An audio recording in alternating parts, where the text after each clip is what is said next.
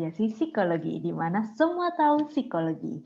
Di video kali ini kita akan membahas tentang goal setting, karena sebentar lagi akan 2021. Kayak nggak lama lagi, kayak kita tinggal menghitung hari, itu tinggal 2021 gitu. Nggak nyangka banget 2020 sudah lewat, karena pandemi benar-benar nggak kerasa banget. Kita sudah melewati 1 tahun di tahun 2020 ini, tiba-tiba udah Desember aja. Gila, gila, gila.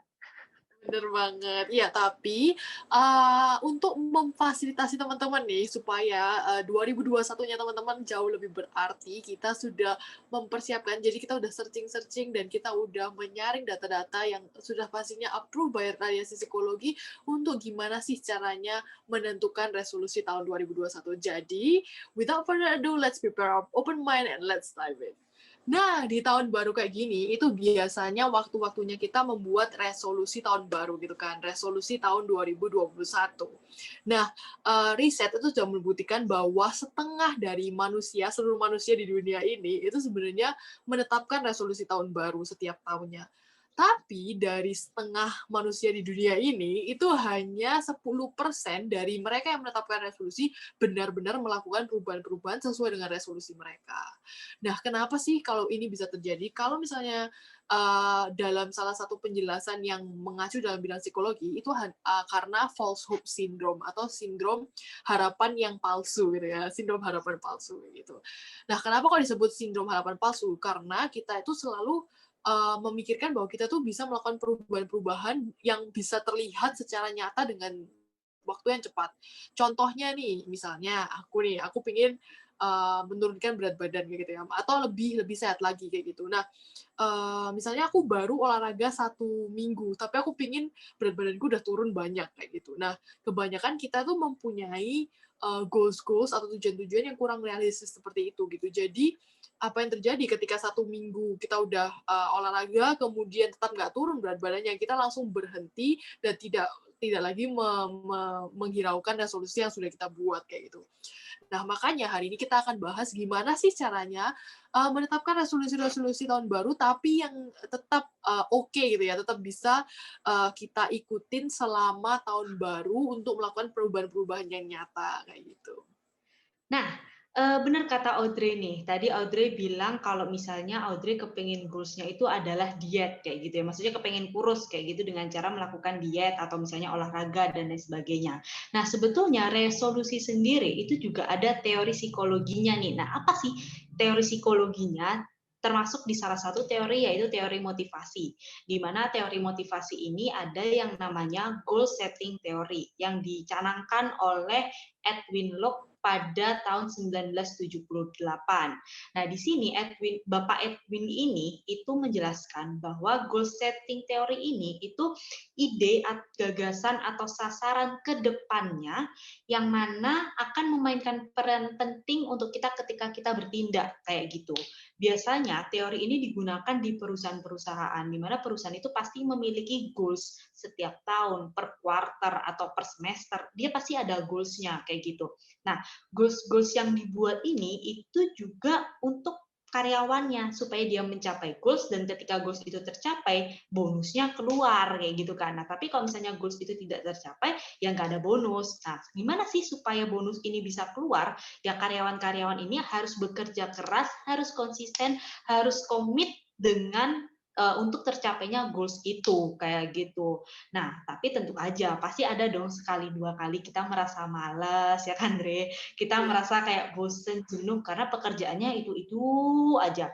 Pasti ada perasaan seperti itu. Jadi kalau punya perasaan seperti itu, terus gimana kita mau mencapai goals-nya, kayak gitu. Terus gimana bonusnya juga mau keluar, kayak gitu. Itu juga nggak akan berhasil kalau misalnya kita mengedepankan rasa malas itu, kayak gitu. Nah, dan teori ini walaupun digunakan di perusahaan, itu bisa juga digunakan ke kehidupan kita sehari-hari, di mana misalnya nih, aku kepengen goalsku itu adalah membeli barang A, kayak gitu. Aku membeli barang A dengan cara aku menabung, misalnya kayak gitu. Kalau misalnya harusnya 10.000 satu hari aku menabung, tapi aku skip 1 minggu, ya nggak tercapai dong kayak gitu kan. Nah, udah hilang 70.000. Walaupun nanti aku bales di minggu berikutnya, misalnya kayak seharinya jadi 20.000, akan menjadi berat buat aku kayak gitu. Jadi gimana caranya kita konsisten. Nah, kali ini kita akan membahas nih cara-cara kita nyeting goals kita supaya dapat terrealisasikan, yaitu menggunakan metode SMART. SMART. Nah, itu tuh punya artinya masing-masing ya, Dre ya. Oke, Ya. mungkin Audrey bisa memulai nih, Dre. Dari S dulu nih. Apa S itu, Dre? Ya, jadi yang pertama adalah S. Nah, S itu berarti adalah spesifik, goalnya spesifik. Nah, kita kembali lagi ya ke goal pribadi aku nih, mau pingin menurunkan berat badan kayak gitu. Nah, jadi kalau misalnya goals yang kurang spesifik adalah goals yang seperti itu. Misalnya, oh aku ingin mengurangi berat badan, itu masih kurang spesifik kayak gitu. Kalau misalnya spesifiknya adalah, misalnya nih, aku mau buka membership gym dan harus nge-gym 3 kali dalam seminggu misalnya gitu. Nah, itu adalah sebuah goal yang spesifik yang benar-benar kita bisa tahu gitu loh apa yang harus kita lakukan kayak gitu. Next, M-nya tak. Kalau M-nya apa? M-nya itu adalah measurable, yaitu di mana kita menentukan poin ya, poin yang mau kita capai itu di angka berapa. Misalnya tadi menurunkan berat badan, misalnya sekarang berat badannya itu 70 kilo. Nah, aku tuh merasa 70 kilo ini berat banget di aku, atau kelebihan berat badan misalnya, termasuk dalam ciri-ciri kelebihan berat badan atau obesitas dan lain sebagainya. Nah, measurable-nya itu adalah kamu menentukan nih, aku kepingin turunnya itu 50 kilo. Ada angka 50-nya di mana itu adalah targetmu. Turun ke 50 kilo ya, tak? Maksudnya bukan turun 50 kilo. Oh iya, turun ke 50 kilo. Iya, benar. Turun ke 50 kilo. Nah, di Miserable ini kamu bisa dibantu dengan 3 pertanyaan. Yang pertama, tadi berapa banyak? Berarti ada 20 kilo. Aku harus menurunkan 20 kilo untuk mencapai targetku. Yang kedua, kapan aku bisa tahu kalau aku sudah mencapai goalsku? Kayak gitu. Dan yang ketiga, apa indikator bahwa aku sudah di jalan yang benar? Nah, ini kira-kira 3 pertanyaan ini bisa teman-teman kira-kira untuk jawabannya itu seperti apa. Misalnya nih, kapan aku bisa tahu kalau aku sudah mencapai goalsku? Aku bisa tahu ketika aku bisa mencapai angka 50 itu. Berarti aku tercapailah goalsku 50 goalsku turun menjadi 50 kilo kayak gitu. Terus apa indikator bahwa aku sudah di jalan yang benar? Ya indikatornya ya seperti yang spesifik tadi, kamu sudah daftar gym, terus misalnya mau pakai personal trainer ya silahkan, kayak gitu. Indikator-indikator ini yang pasti kamu buat dan yang pasti sesuai dengan kemampuanmu juga. Ya, kalau nggak mampu pakai personal trainer ya nggak usah. Yang penting kamu udah masuk gym, ya kan, kamu udah berolahraga, ya udah itu dilakukan selama seminggu 3 kali tadi, spesifik tadi, kayak gitu. Jadi kalau misalnya Lanjutnya, ada Dre. indikatornya, ya, yang ketiga tuh ya pertanyaan ketika apa indikator yang aku kalau misalnya aku udah di jalan benar, itu juga bisa berupa ke angka itu tadi ya. Misalnya dalam contoh yang tadi itu. Jadi misalnya aku mau turun 20 kilo kan totalnya. Nah, tapi aku mau melakukan 20 kilo ini dalam waktu 12 bulan. Jadi dalam 1 bulan aku tuh harus bisa turun misalnya berapa kayak gitu. Nah, mempecah-pecah targetnya menjadi kecil-kecil gitu, itu juga membantu untuk mengetahui apakah kita sudah di jalan yang benar apa enggak gitu. Dan ini disclaimer aja ya, kita nggak berarti bahwa semua orang yang 70 kilo terus obesitas atau apa, enggak. Ini hanya contoh belaka kayak gitu ya, jangan ya, ada yang salah itu contoh ya paham guys, gitu. Contoh. Iya, contoh, tidak ada kita nggak body shaming dan kita merasa bahwa semua orang itu apa ya, good looking dan bagus dengan caranya masing-masing, cuman memang kan setiap orang beda-beda ya. Kalau misalnya aku pribadi, misalnya dengan keadaan aku yang sekarang itu merasa kayaknya perlu deh olahraga kayak gitu, yang penting sehat gitu, yang penting semuanya sehat kayak gitu. Terus langsung aja deh, yang ke selanjutnya adalah A itu adalah achievable atau attainable kayak gitu. Maksudnya adalah bisa di-achieve atau bisa dicapai kayak gitu. Pertanyaannya adalah, pertanyaan pembantunya ya adalah, apakah aku sudah memiliki apa yang membuatku bisa melakukan goals tersebut? Jika tidak, apa yang kurang? Jadi ini adalah gimana kita melihat resources atau sumber-sumber daya yang kita punya kayak gitu. Jadi contohnya, apakah aku sudah punya misalnya membership gym-nya kayak gitu. Membership gym kan mahal ya mungkin ya kayak gitu. Nah, aku sebenarnya udah punya uangnya belum sih kalau untuk apa namanya masuk gym kayak gitu. Atau waktunya gitu, dari segi waktu aku ada nggak sih waktu untuk sebenarnya masuk gym kayak gitu. Nah, eee Nah, ketika kita memikirkan tentang hal ini, kira-kira kita punya nggak sih sumber daya untuk melakukan goals-nya kita? Kita bisa kembali melihat kembali gitu ya, kira-kira goals-nya kita ini achievable nggak sih gitu, masuk akal nggak sih kayak gitu. Karena kalau misalnya dengan apa yang kita punya sekarang kita nggak bisa achieve goal itu ya berarti goal ini tidak mungkin untuk dilakukan kayak gitu. Jadi kalau misalnya memang kita masih belum punya tapi ada cara-cara yang gimana kita bisa mempunyai sumber daya yang kita butuhkan itu selagi kita jalan ya monggo saja kayak gitu, tapi benar-benar dipikirkan dan direfleksikan mengenai kemampuan kita untuk mengachieve atau mencapai goal-goal tersebut kayak gitu. Oke, berarti sebetulnya Dre, achievable itu mirip-mirip yang poin keempat ya, Dre ya, tentang realistik. Nah, jadi Benar, bedanya apa dong, Dre, kalau kayak gitu? iya. Benar banget. Jadi di yang selanjutnya R itu biasanya realistik atau relevan kayak gitu. Nah, di luaran sana itu banyak banget ya yang beberapa pakai realistik, beberapa pakai relevan kayak gitu. Karena memang seharusnya itu realistik kayak gitu kan. Tapi karena mirip banget dengan achievable kayak yang tadi Krista bilang, itu makanya orang-orang lebih banyak menggunakan relevan. Nah, tapi sebenarnya ada bedanya nih antara realistis sama achievable. Kalau achievable, kalau kita bilang tadi kan itu kan lebih berpacu pada sumber daya yang kita punya gitu kan. Apa yang kita punya sekarang kira-kira bisa nggak sih ke sana. Nah, kalau misalnya realistis itu lebih tadi yang di awal kita bahas tentang false hope syndrome kayak gitu. Jadi bukan berarti bahwa kalau misalnya aku melakukan 3 kali seminggu atau 4 kali seminggu terus habis itu langsung turun 4 kilo misalnya kayak gitu. Kan itu kan jadinya tidak realistis kayak gitu goal-nya. Jadi ada perbedaannya ya. Jadi antara satu sumber daya yang sudah kita punya itu apakah bisa memungkinkan untuk kita mencapai goals kita, dan yang kedua realistis itu lebih kayak kalaupun misalnya kita melakukan apa yang sudah kita planningkan, apakah benar-benar goals kita bisa tercapai kayak gitu. Iya, betul banget. Oke, selanjutnya di poin terakhir itu adalah T, yaitu timely atau time based ya, kayak gitu. Di mana di sini itu kita menentukan waktunya. Tadi di awal aku sempat bilang kalau misalnya di perusahaan itu ada goals yang per 3 bulan atau per quarter atau per semester atau per tahun kayak gitu. Ada timingnya kayak gitu. Nah, termasuk goals yang kita buat nih, nggak melulu misalnya dari 70 kilo menjadi 50 kilo dalam waktu 3 bulan. Itu kan sangat muluk-muluk kan kayak gitu loh. Kita tetap harus realistis juga kayak kira-kira jangka waktu yang tepat itu berapa lama. Mungkin kalau misalnya teman-teman memiliki uang yang lebih dan mendaftar ke tempat gym, ya berarti teman-teman bisa nanya nih, iseng-iseng nanya ke personal trainernya atau gimana, kalau menurunkan 20 kilo biasanya itu berapa lama. Teman-teman juga bisa tanya misalnya ke dokter ahli gizi untuk dapat meningkatkan hasilnya kayak gitu. Banyak hal yang bisa dilakukan dan jangan sampai waktu ini menjadi berat buat teman-teman kayak gitu. Karena apa? Kalau misalnya timetable-nya tidak realistis juga kemungkinan gagalnya itu sangat-sangatlah besar kayak Iya, bener gitu. banget. Jadi ya, bener banget ya apa yang dikatakan Krista gitu, kadang-kadang itu kita sebagai manusia tuh kita sering memikirkan bahwa kita tuh punya super power gitu ya.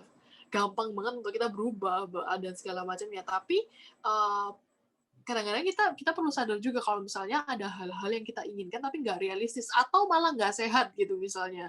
Jadi menjadi apa ya stres yang tersendiri buat kita, ataupun kalau misalnya kita ngomong soal ya itu tadi menurunkan berat badan itu kan ada cara-cara yang kurang sehat gitu kan yang memicu kita untuk menggunakan cara-cara yang kurang sehat kayak gitu. Makanya itu perlu banget kalau misalnya kita membuat suatu goal itu untuk memikirkan benar-benar kira-kira realistis atau tidak, atau kalau misalnya bisa googling juga silakan googling kira-kira seperti apa sih prosesnya biasanya, atau kalau mau tanya ke expert atau orang-orang yang sudah expert memang dalam bidang-bidang tertentu silakan bertanya kayak gitu. Jadi ketika kita membuat resolusi tahun baru itu nggak cuma yang kayak oh ya resolusi tahun baru, tapi benar-benar yang resolusi tahun baru gimana kita bisa berubah dan menjadi versi diri kita yang lebih baik ketika kita sudah benar-benar melakukannya kayak gitu. Betul banget. Kalau kata Audrey di awal sebelum video ini dinyalakan, New Year New Me. Bener banget. Karena kan ini ya, mungkin banyak orang juga yang merasa kalau sekarang itu kayak, aduh 2020 ini aku udah ngapain sih kayak gitu. Kayak kan maksudnya kayak kerasa cepet banget gitu berlalu. Atau malah kebalikannya ada orang yang merasa kayak bener-bener wah bener-bener 2020 ini stressful banget, banyak banget yang terjadi dalam hidupku yang aku nggak anu sebelumnya kayak gitu. Nah, gimana caranya supaya di 2021 ya tentunya ya kita nggak bisa mengkontrol segala sesuatu yang akan terjadi di 2021, tapi ketika kita mempunyai goals-goals tersendiri dan ada beberapa hal yang ingin kita capai, itu harapannya adalah kita bisa tetap meningkatkan diri kita dan kemudian menjadi versi lebih baik dari diri kita itu tadi kayak gitu. Itu sih. Iya, betul banget. Nah, tapi Dre, sebetulnya lalu akan muncul pertanyaan nih, Dre. Kira-kira resolusiku di tahun 2021 itu adalah misalnya menurunkan berat badan. Cuma kan nggak mungkin hanya menurunkan berat badan aja. Pasti akan ada banyak list kan, kayak gitu. Misalnya yang kayak, aku pengen menurunkan berat badan, terus aku kepengen beli rumah, terus aku pengen menikah, terus aku kepengen misalnya apalagi ya, dapat bekerja di perusahaan X, atau aku kepengen kuliah S2, atau aku pengen banyak banget nih rentetannya, atau misalnya nggak usah yang muluk-muluk, nggak usah yang ingin kita capai, tetapi bisa juga resolusinya itu adalah perubahan sifat kita. Misalnya yang dari aku biasanya masuk kerja karena aku di perusahaan startup yang jam kerjanya fleksibel. Misalnya aku masuknya jam 9 kayak gitu. Aku pengen bangun lebih awal lagi misalnya gitu. Misalnya aku mudah emosi. Aku pengen bisa mengontrol emosiku misalnya gitu. Atau misalnya aku suka bohong. Itu adalah sifat buruk kan kayak gitu. Aku kepengen berubah menjadi lebih jujur lagi dan sebagainya. Pasti banyak banget yang kita ingin ubah kayak gitu. Nah, kalau misalnya memang teman-teman memiliki banyak list yang sangat banyak banget yang pengen teman-teman diubah, pakai metode SMART tadi. Teman-teman bisa list dulu nih, apa kayak gitu. Terus sebelahnya spesifiknya apa yang bisa teman-teman lakukan. Lalu measurable-nya tuh bagaimana, achievable-nya gimana. Terus apa R-nya tadi apa? Realistik. Relevannya itu gimana, kayak gitu. Terus time-nya itu berapa lama. Nggak harus dalam satu tahun 2021. Kadang-kadang ya nggak mungkin dong, misalnya punya cita-cita punya rumah di tahun 2021 juga, kan nggak mungkin gitu, pasti 5 tahun ke depan kayak gitu. Jadi itu tuh ketika kita membuat goals itu nggak harus untuk tahun 2021, goals itu juga bisa long term, misalnya kayak untuk 5 tahun ke depan misalnya kayak gitu. Benar. Itu juga Ya. bisa. Misalnya aku pengen nikah 2021, tapi aku belum punya pacar, belum punya gebetan. Ya nggak mungkin dong tiba-tiba nikah 2021 kayak gitu. Benar. Kecuali tiba-tiba memang jodohnya datang, ya itu terrealisasikan. Kalau enggak, berarti kan itu jangka panjang, itu long term-nya kayak gitu loh. Ya. Itu sih. Jadi memang teman-teman harus buat list-nya dulu, terus siapkan target dan waktunya bagaimana, lalu siapkan mental. Karena tadi di awal dibilang kayak bisa jadi berubah, bisa jadi tiba-tiba nggak mood, ada masalah kayak gitu kan Drea, terus nggak jadi olahraga dan lain sebagainya, pasti ada up and down-nya lah kayak gitu kan. Terus kalau misalnya perlu juga teman-teman juga bisa mengevaluasi kira-kira kayak hasilku ini apakah sudah selama 1 minggu berjalan ini gimana nih kayak gitu, apakah sudah benarkah, lihat indikatornya sudah sesuaikah dan lain sebagainya. Tapi yang pasti teman-teman harus menggunakan metode SMART ini untuk setiap list yang teman-teman buat kayak gitu. Benar. Ya, jadi kalau misalnya apa nih istilahnya kalau misalnya kita menetapkan tujuan itu adalah sesuatu yang challenging gitu ya, bukan sesuatu yang sangat gampang untuk karena kalau misalnya sangat gampang ya nggak perlulah sampai membuat tujuan dan segala macam gitu kan. Kalau sangat gampang, misalnya besok aku pengen makan Cheetos gitu ya, besok beli aja juga bisa gitu, nggak perlu oke tujuanku adalah untuk makan Cheetos misalnya kayak gitu kan. Ya itu kan jadi kalau misalnya kita udah punya tujuan itu harus challenging juga, tetapi dalam sisi realistis juga, jadi nggak membuat kita tambah stres, tapi membuat kita memacu diri kita untuk berkembang lebih baik dan lebih baik lagi kayak gitu.